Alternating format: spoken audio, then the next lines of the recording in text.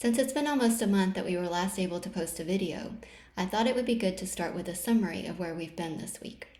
We started in our home port in February of St. Petersburg, Florida. We cruised down the west coast to the Florida Keys to the city of Marathon. From Marathon, we went up the Florida Keys chain to Rodriguez Key. From there, we crossed over to the Bahamas to the little island of Bimini, which is located about here somewhere. From Bimini, we went down to Morgan's Bluff and Andros. From Andros, we skipped Nassau and we went down to the Exuma island chain to about here, Norman's Key. From Norman's Key, we went down the Exuma island chain to Georgetown.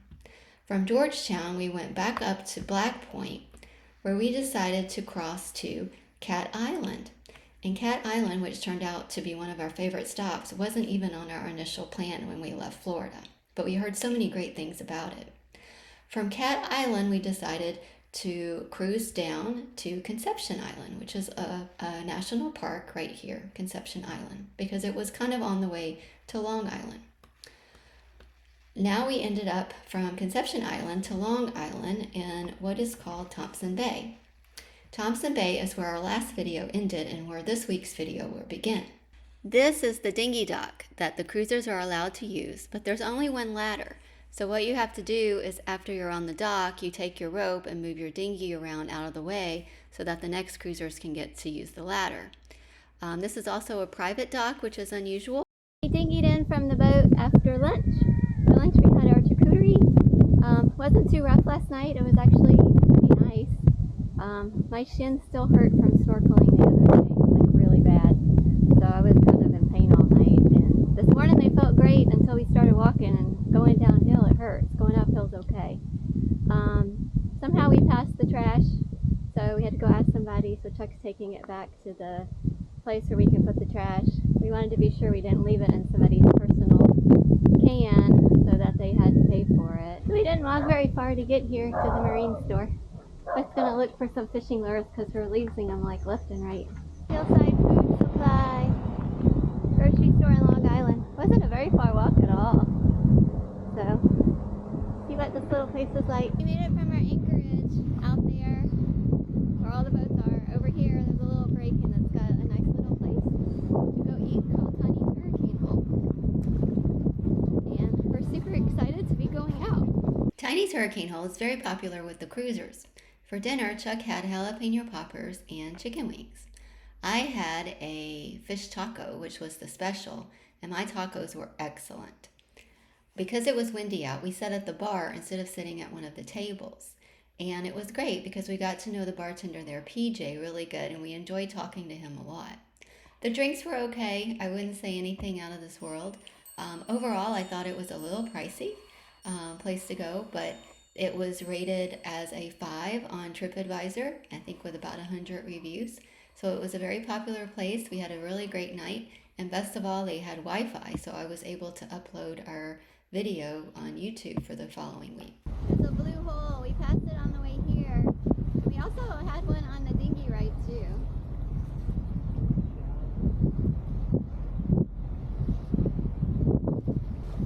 Doesn't even register on the depth finder.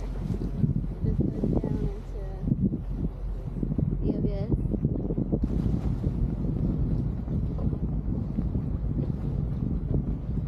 That is so wild.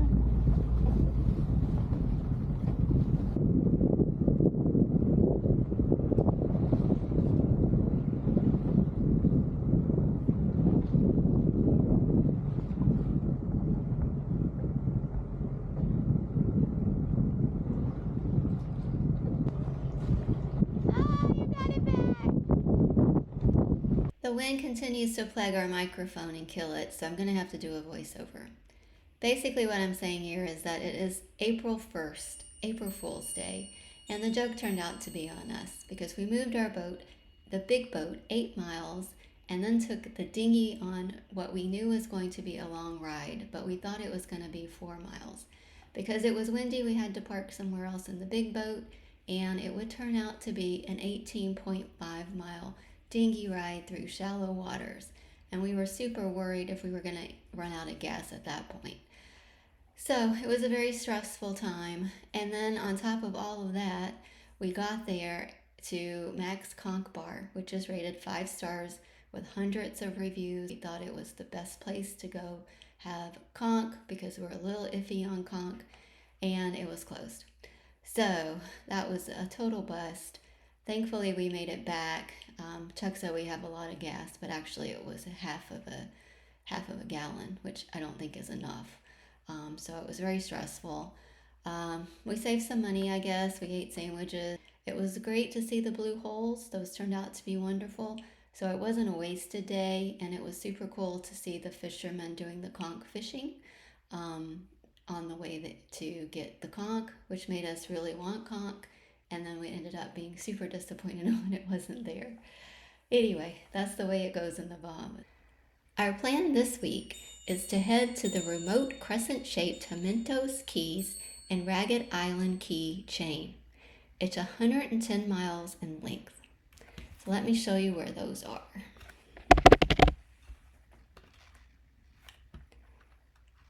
If we zoom out, this is Long Island, so we are heading over here, and you'll see that this string of islands, or keys, goes all the way down in a crescent shape. The only town and the only settlement in all of the Keys is Duncantown at the very end of the Ragged Islands. You'll notice too that Duncantown is very close, only 60 nautical miles from Cuba.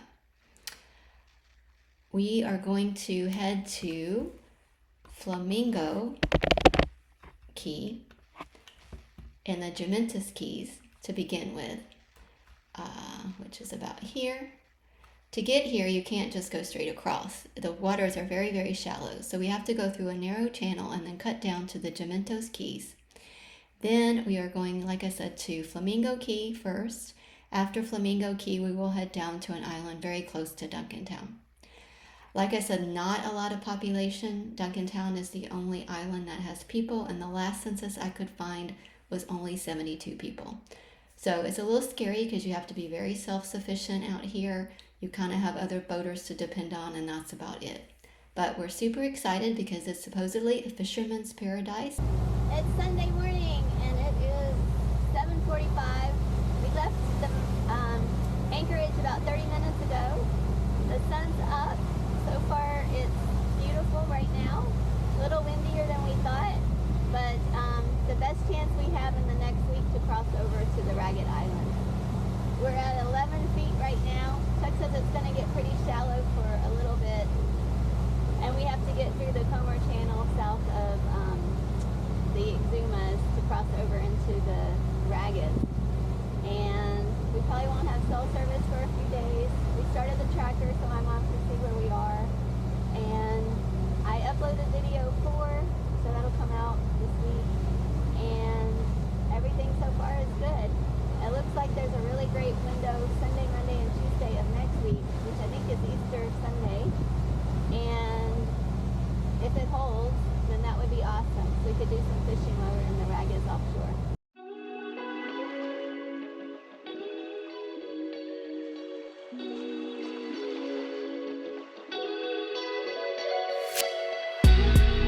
Oh, look at that beach! Gorgeous!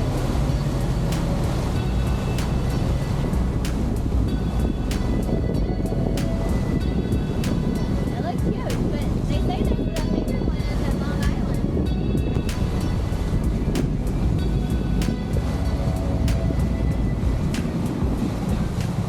Just arrived at Flamingo Key in the Jumentos Keys, which are the string of keys before you get to the Ragged Islands, which is where we want to go.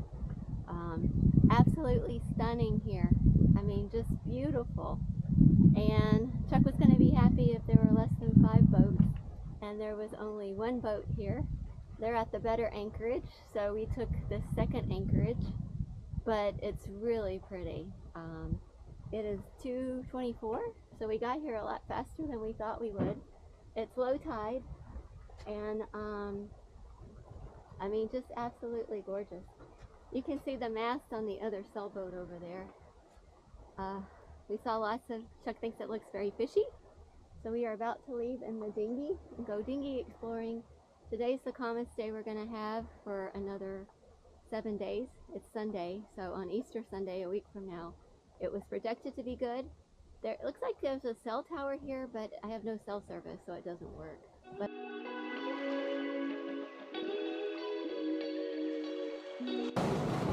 very cool in here.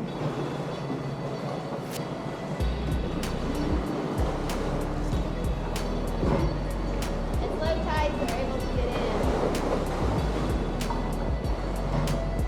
Well, it looks like we were going to get shallow back there.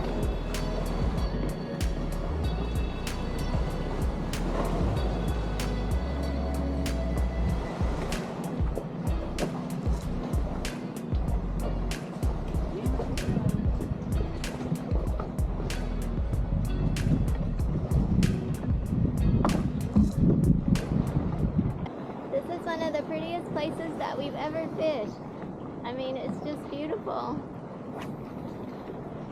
All the way around. It's low tide, but the tide's starting to come in now a little bit. So we couldn't fish here if it was a higher tide because of the, to the right, those rocks would make it really bad. But right now it's just beautiful. Chuck caught a little grouper like right away. We caught some lizardfish and yellowjack. So like every cast when we first got here, we were catching stuff. It's crazy. Dang, lizardfish heaven here.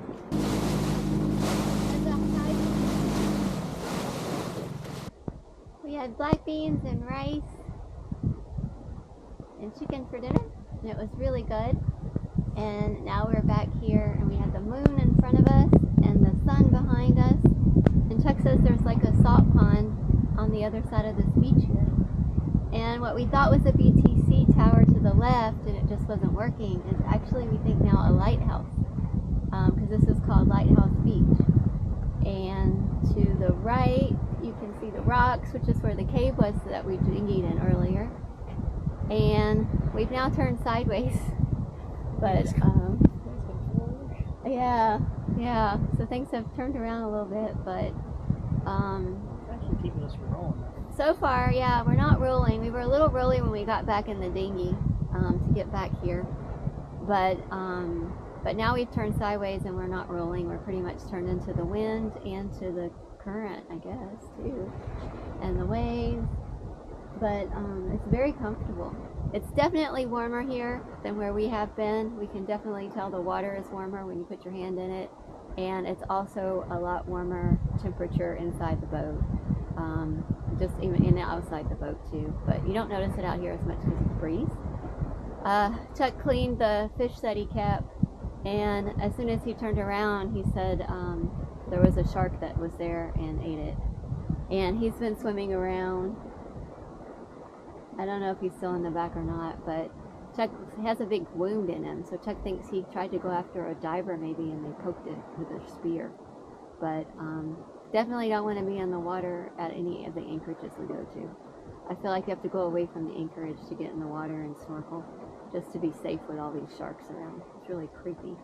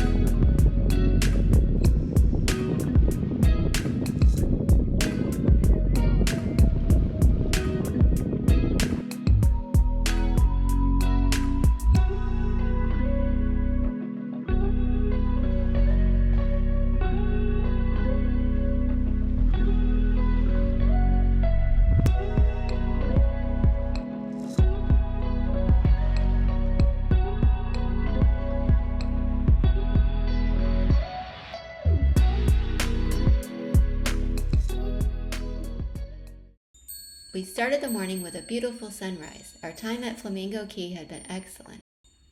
But we were going to pay for it because the wind was picking up and we were in for some super rough waters that day.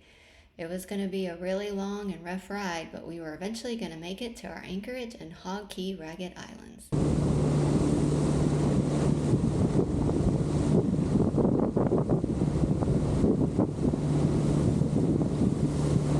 His fins were sticking out. The shark's heading towards your lure. It's blowing 20 to 30 miles an hour, but here it's calm. Dang, I got one. You got a fish already? Yeah. It's a bonefish. I got a bonefish. Is that what the shark? No, it's the other one. Oh. There's like 3 of them in it.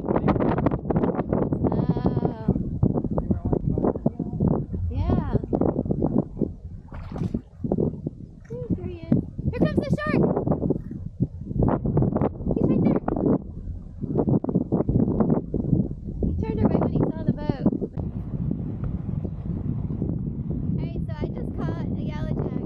And is this not the most beautiful fishing spot? I mean, the waves are roll in around the corner here. But the watercolors are amazing, especially if you have on polarized glasses. But super hard to see the fish, see my lures, everything is just like white clear. And yeah, so this is beautiful. So I caught a jack too, and then we saw the shark, and a needlefish was over here.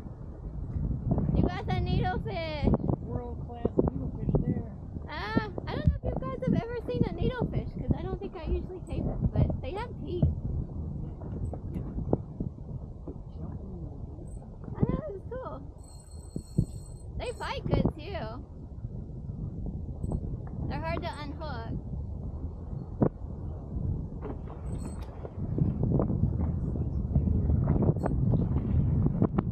You'll mess your lure up. Whoa, he is wild. He's acting like a sailfish. Jumping. My lure is white. Chuck's got some colors on his.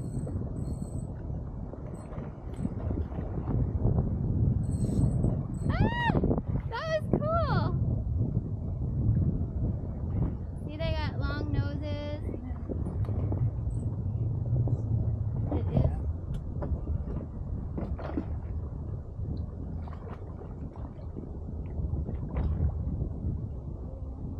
You want me to hold something?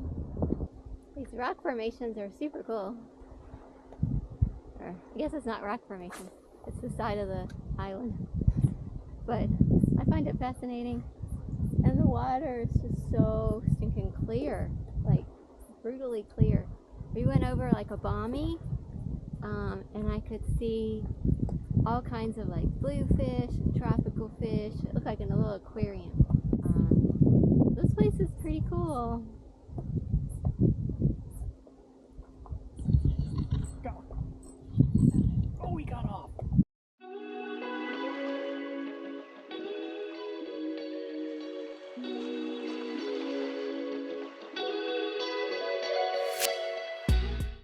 Got cut off on the first throw. Dang. Look at this. It looks like another blue hole next to this rock. That was like a shark or something, isn't it? Or is that the edge? Oh, a balmy. Yeah, I don't like those blue holes. You can't see what's in them, and then it goes shallow, and then it just cuts you Look off. here. Look at him.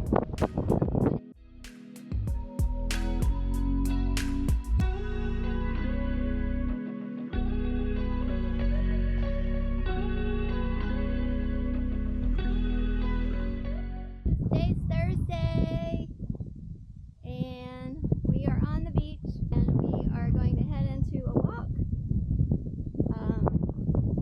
You can see most of the people are still here. It's pretty here. The anchorage is great. We haven't moved an inch hardly. Super nice, calm. Winds are gusting. We went to the cruisers meeting last night at happy hour at the tiki hut, which I'll tape later. And met a lot of nice people. It was super fun. Yeah. the sea beams. Yeah. So this is cool. So these are lining the walkway. They were telling me about them last night. They're sea beams, and they come from Africa and wash up on the beach, and people paint them, which is kind of cool.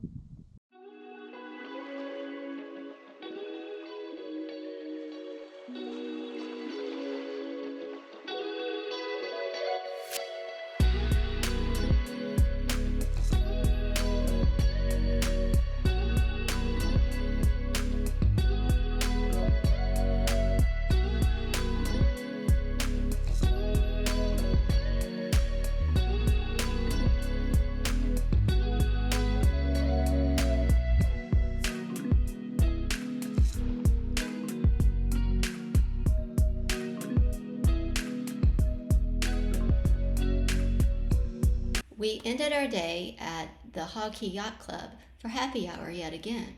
This is a tiki bar built by cruisers for cruisers as a gathering spot, typically at happy hour.